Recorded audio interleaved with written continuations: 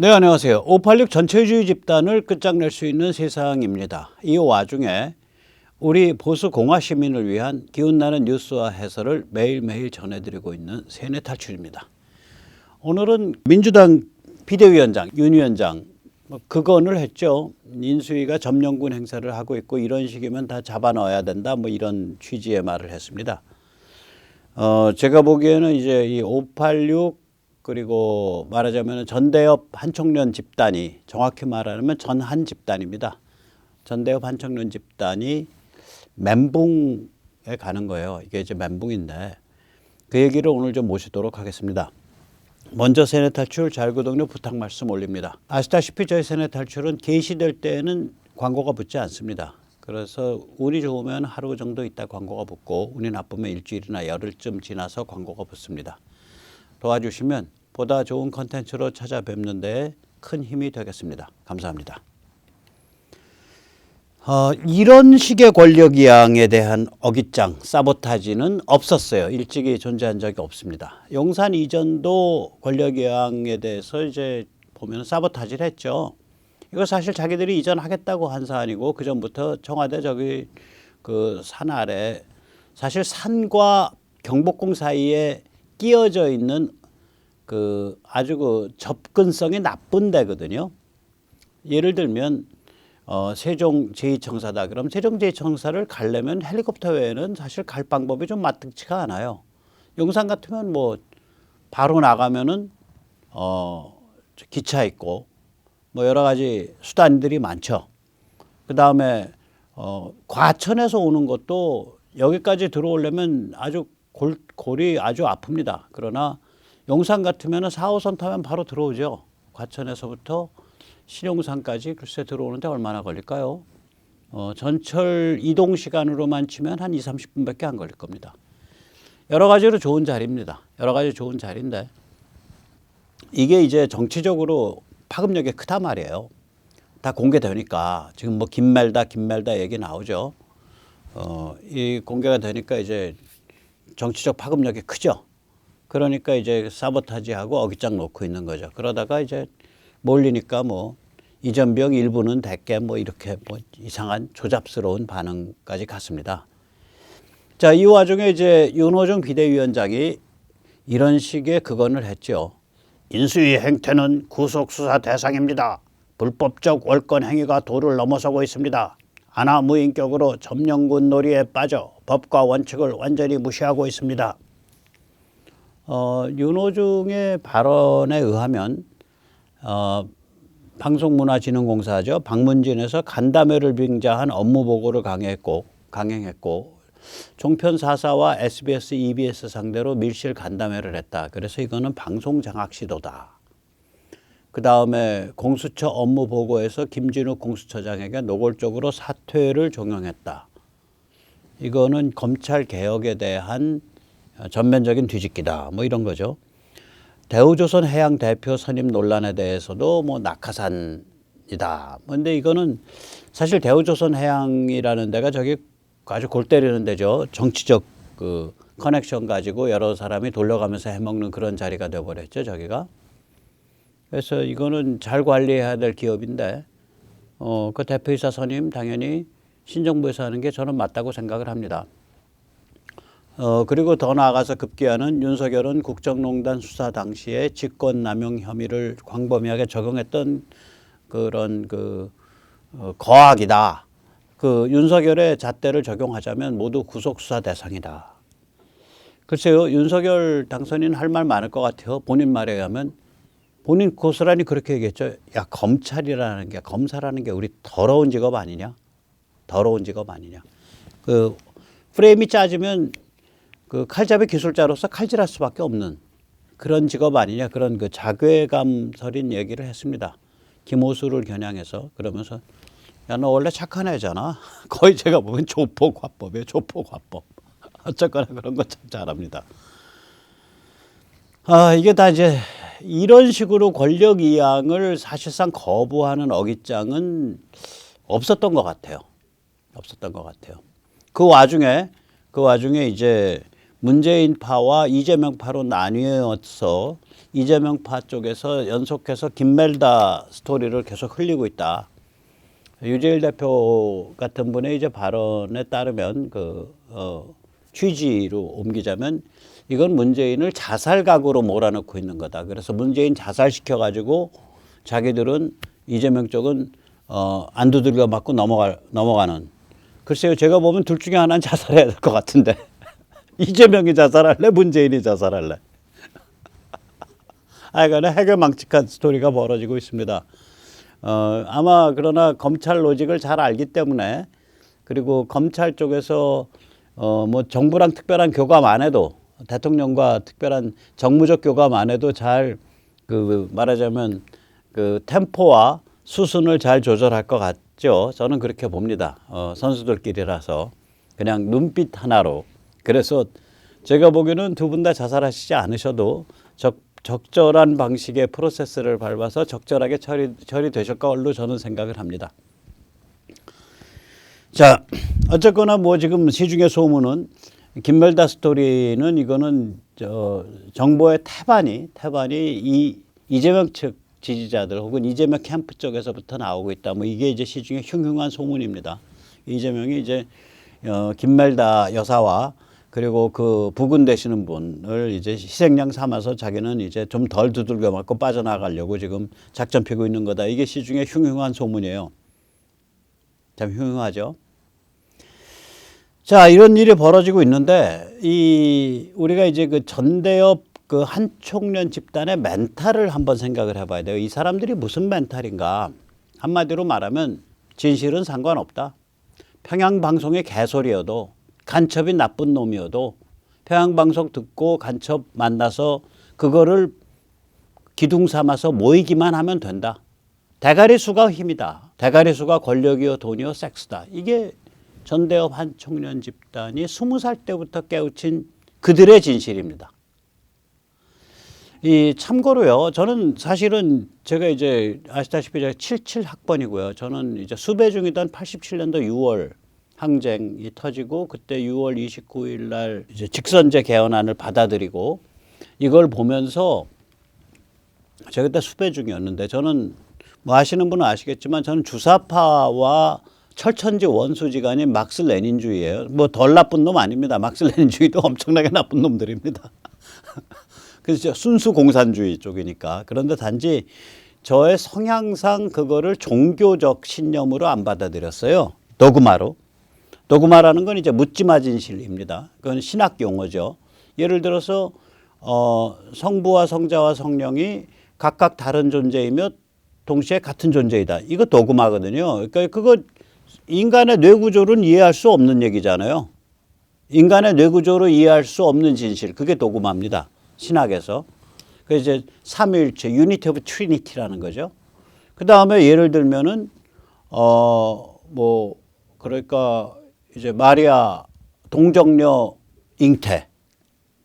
그러면 인간의 뇌구조는 이해할 수가 없죠. 인간의 생리학으로는 이해할 수 없는 상황이죠. 근데 그걸 진실이라고 받아들여야 그게 신앙이 성립한다는 거죠. 그래서 이 신앙의 맨 밑바닥에 가면 도그마가 돼요. 묻지마 진실이 돼요. 인간의 뇌구조로 이해할 수 없는 진실을 신의 은총이든 혹은 뭐 신의 영접이든 혹은 여러 가지 그런 종교적 체험을 통해서 인정하는 과정. 그게 이제 이니시에이션이죠. 믿음의 신앙의 시작점, 진정한 시작점이라고 보통 얘기를 하는 거죠. 그 막스 레닌주의도 비슷해요. 혹은 주사파는 좀 다른다고 저는 보는데 막스 레닌주의도 보면은 이걸 하나의 종교적인 어떤 체계로 받아들이는 그래야 이제 제대로 된 이제 빨갱이죠. 근데 저는 이론은 바삭한데 사람이 야가가지고 그걸 이제 그 도구적 이거 가지고 신군부 공격하니까 신군부 머리 터지고 피나더라. 그런 도구적인 관점이었어요. 실용주의적. 그러니까 제일 이제 저질 빨갱이죠. 이제 빨갱이 족보에서 보면 그 성향이 순정하지 않은 빨갱이죠. 성향 자체가 그랬습니다. 그래서 이제 저 같은 경우는 87년 6.29 터지고 나서 야 여기서 더 나가면 피바다 혁명인데 그거 하자는 거 아니잖아. 이제 그만해. 수배 중일 때 그 소리 하면서부터 제가 고립당하기 시작했어요. 제가 이 말씀 왜 드리냐?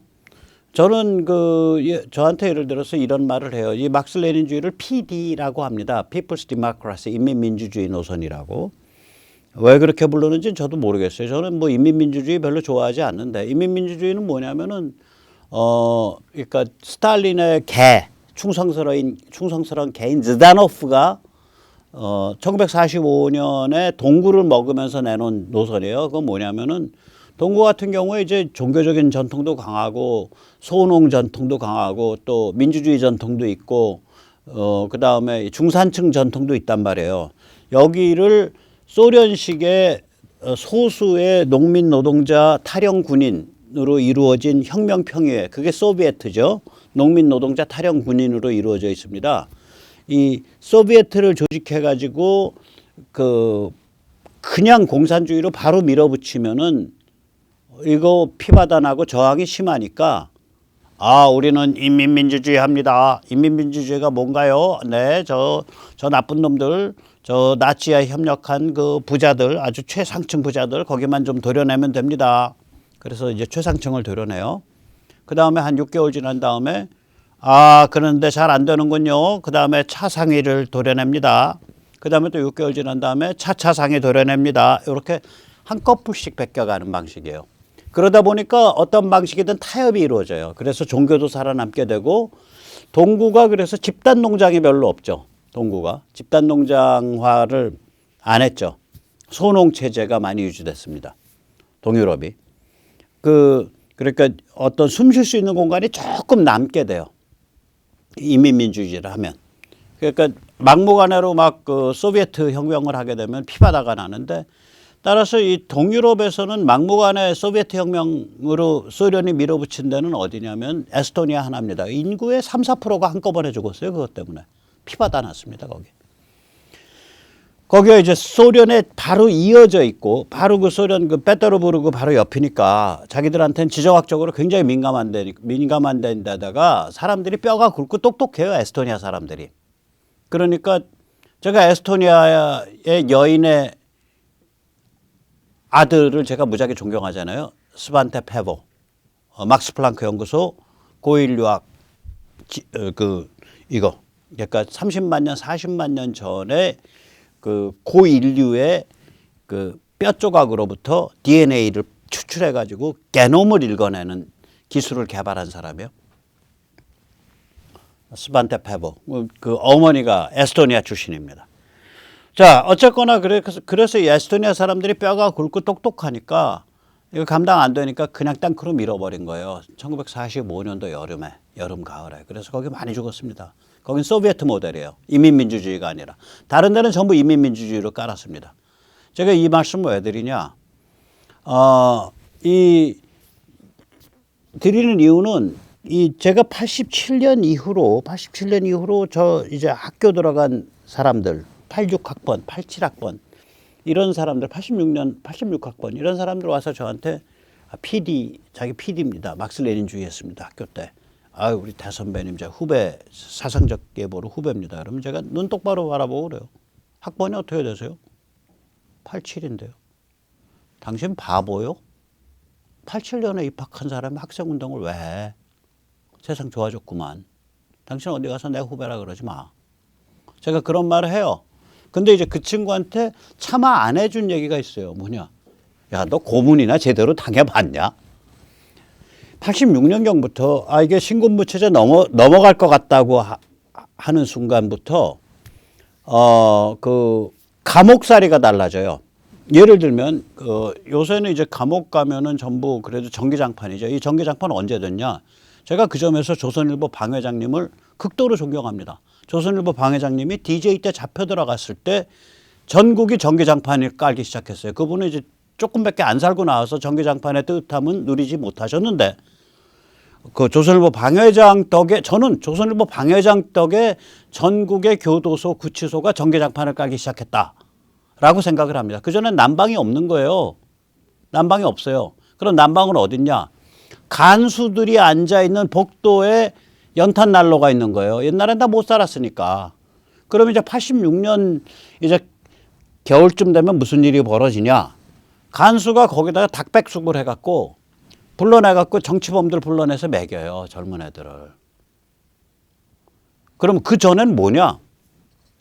간수와 시국사범이 정치범들을 원수지간이야. 고문 때도 안 당한 그런 그 학대를 감옥에서 당해요. 왜냐하면은 감옥에서 이 젊은 사람들이 이제 혈기가 있으니까 이제 부식투쟁 이런 걸 한다. 부식투쟁. 간수 교도소장이 우리 부식 잘라 먹었다 이거지. 내 감자 잘라 먹었다. 내 양파 잘라 먹었다. 왜 이렇게 부실해? 그래서 부식투쟁을 한다고 이게.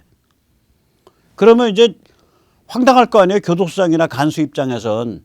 그거하고 악쓰고 그러면 이제 잡아다가 이제 독방에 비녀꽂기 해갖고 이렇게 해서 이제 한 반나절 놔두면 이제 사실 척추 나가는 건데. 그런 관계였었어요. 그 전에 85년, 4년 이때는. 그러다가 86년부터 사회 분위기가 확 바뀌기 시작해요. 87년 박종철 고문치사 사건부터는 사실상 고문이 없어졌어요. 그 다음에 87년경부터 이제 학교가 해방고가 돼서 학교를 저희들이 보급투쟁 기지로 운영을 하죠. 그게 제일 처음에 한 거는 학생회, 자판기, 앨범. 그 다음번에 교직원 채용. 그 다음에 교수 채용. 그리고 재단 운영 개입.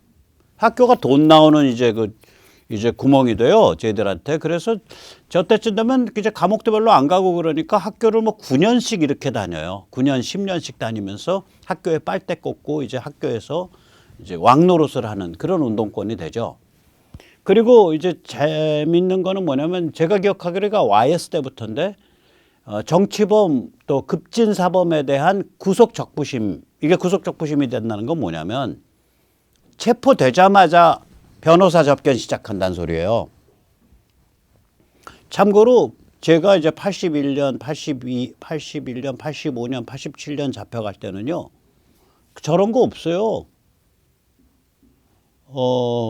기본적으로 임의동행입니다. 임의동행. 그러니까 체포에 대해서 제가 임의로 찬성해 준 거야. 고문도 임의로 찬성해 줬고 조사받는 것도 임의로 찬성해 줬고 그래서 저의 이 육체적 시간과 희생을 국가에 얼마를 헌납하냐. 국가가 결정하는 시간만큼. 그게 2개월이고 3개월이고. 그러니까 기본적인 조사기간이 영장 전에 조사기간이 60일, 90일이에요. 저게. 영장 치기 전에 조사기간이. 그 기간은 임의동행 기간이에요. 구속적 부심이 없는 거죠.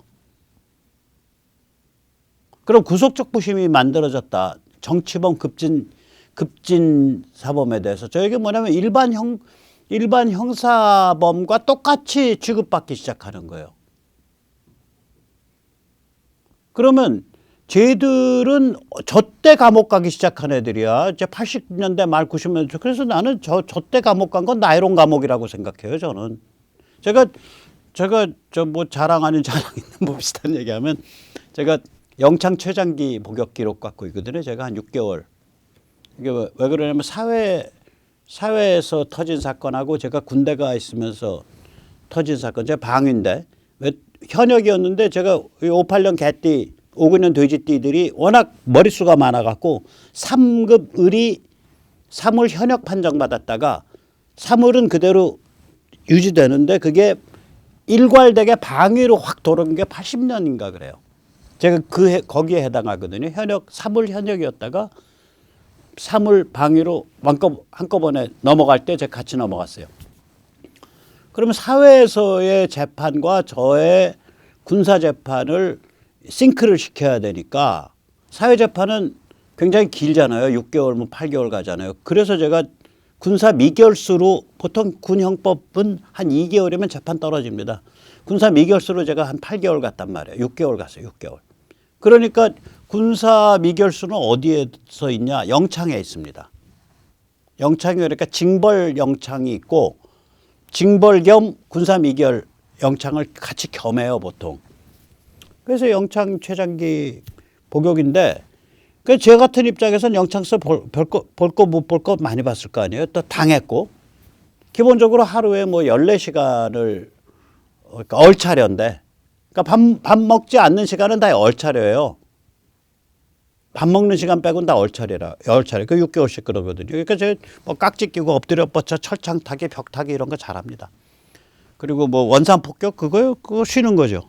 여기 아주 그냥 머리 좋아졌죠 그때. 여기 그냥 딱 그 저기 뭐야 딱딱한 근육이 잡혔죠. 발뒤꿈치 같이 여기 원산폭격 잘해갖고. 그러니까 하루에 그러니까 제 관점에서 보면 80년대 말부터 감옥 간 사람들, 그 호텔 다녀왔지. 나이롱이지.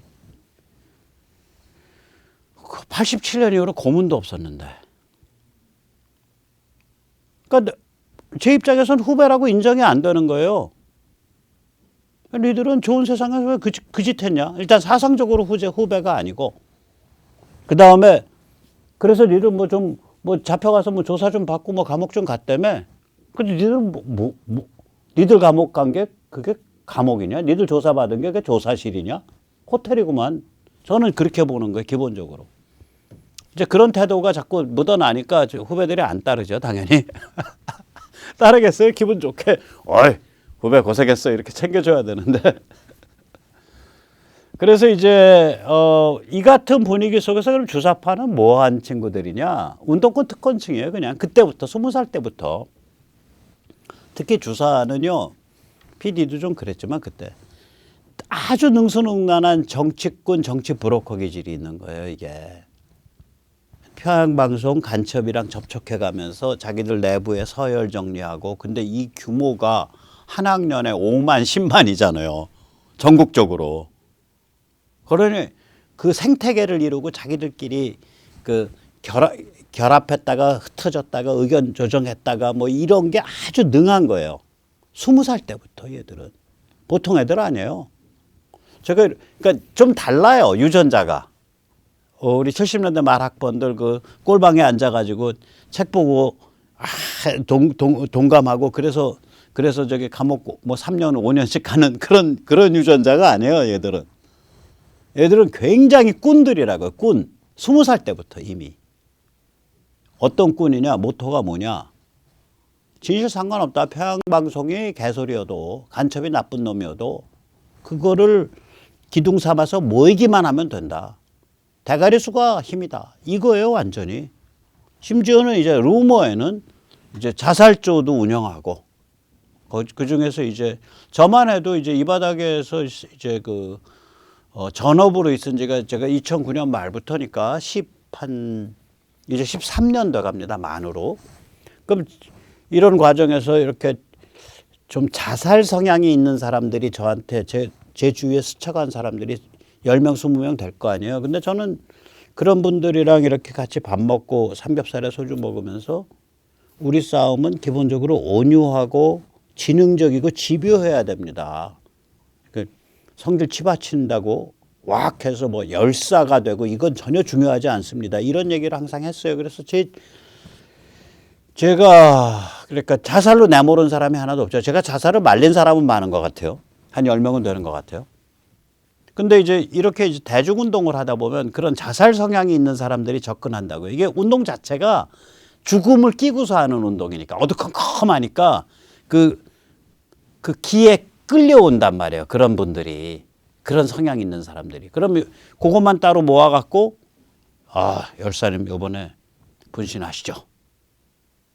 영웅이 되시죠. 이렇게 이제 자살조를 운영을 한다라는 소문이 있고 지금 뭐 예를 들면 흉흉한 소문으로 저는 뭐 워낙 아래 후배들이고 저한테는 학번이 이제 80년대 중간 학번쯤 되면 학번이 8학번 차인데 제가 지하운동만 했고 저는 87년도부터 끊어버렸기 때문에 사실은 개인적으로 알지를 못해요. 루머로 듣기는 그 지금 더불어민주당 거기 있는 그 누구 그 김개똥이 걔 저기 자살조 운영하던 애야. 제가 그런 루머를 오가다가 들은 적이 있어요. 근데 뭐 확인할 길은 없죠, 당연히. 그런 흉흉한 루머까지 있단 말이에요, 여기가. 이 집단이 굉장히 뭐라 그럴까 그냥 제가 보면 그러니까 이 푸릇푸릇한 청년기가 없는 애들이에요. 20살 때 이미 이런 그 평양방송이나 간첩이랑 거래를 해서 자기들끼리 안에서 그 위계적 구조를 잡고 거기서 그 권력 거래를 하고 이런 그다음에 학교 재단 줄이 틀고 교직원 노조 줄이 틀고 교수협의회 줄이 틀고 그 다음에 저기 그 학교에 드나드는 자판기업자나 앨범업자한테서 저기 룸살롱 접대받고 그거에 맞들려 가지고 9년 10년씩 학교를 졸업 안 하고 학교를 다니고 뭐 이런 애들이에요 이게. 그걸 당연하게 여기는 애들이에요. 아주 특이한 애들이에요. 그래서 자기 말도 굉장히 정치적이에요. 예를 들면 제가 뭐 꽤 괜찮은 저쪽 더불어민주당엔 괜찮은 사람이라고 하죠. 박용진 의원. 박용진 의원 제가 실명 거론합니다. 이 사람 그 사실은 색깔 좀 진한 데가 있어요. 그 이석기 석방 운동에 아주 핵심에 섰던 사람이에요. 그러니까 이석기가 두 번째 통진당 때 말고 그 전번에 잡혀 들어갔을 때 석방 운동에 핵심에 섰던 사람인데 저랑 이 YTN TV 토론에서 마주쳤거든요. 그게 근데 원래 다른 거 묻는다 그래서 아무 준비 안 하고 갔는데 이 그 진행자가 이제 함정을 깐 거예요. 역사 교과서 그 국정화 문제를 끄집어낸 거예요. 잠깐만 엊그저께까지 이석기 석방운동하던 사람이 뭐라 그러냐면 시장이라는 게 중요한 제도 아닙니까? 시장에서 여러 종류의 교과서가 있고 거기에 대해서 소비자가 선택의 자유가 있어야 되는 거 아닙니까? 갑자기 시장주의자로서 얘기를 해요.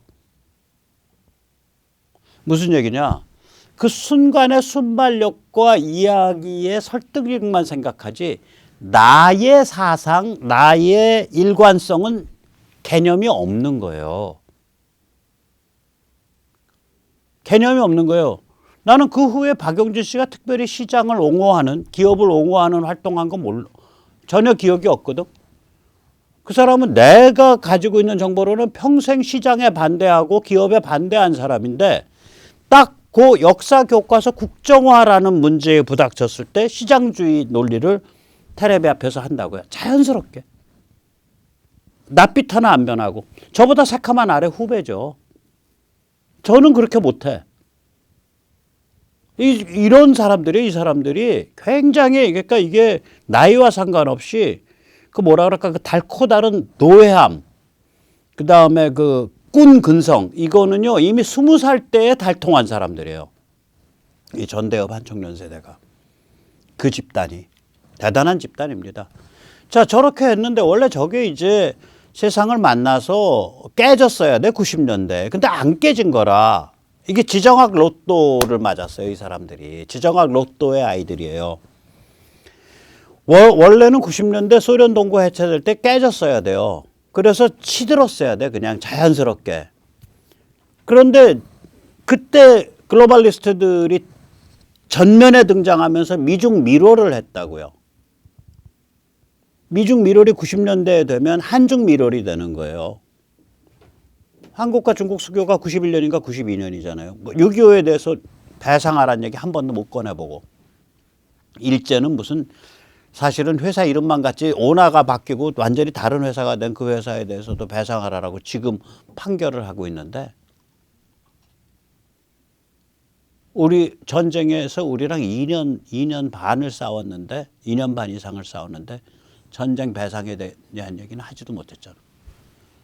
그럼 한중 밀어리려면 남북 우리 민족끼리가 돼요. 그러니까 간첩 만났고 북에서 장학금 받았고 평양방송 좀 들었다 젊었을 때 이게 문제가 아닌 거야. 야 이제 우리 세상 왔다 이렇게 되는 거죠.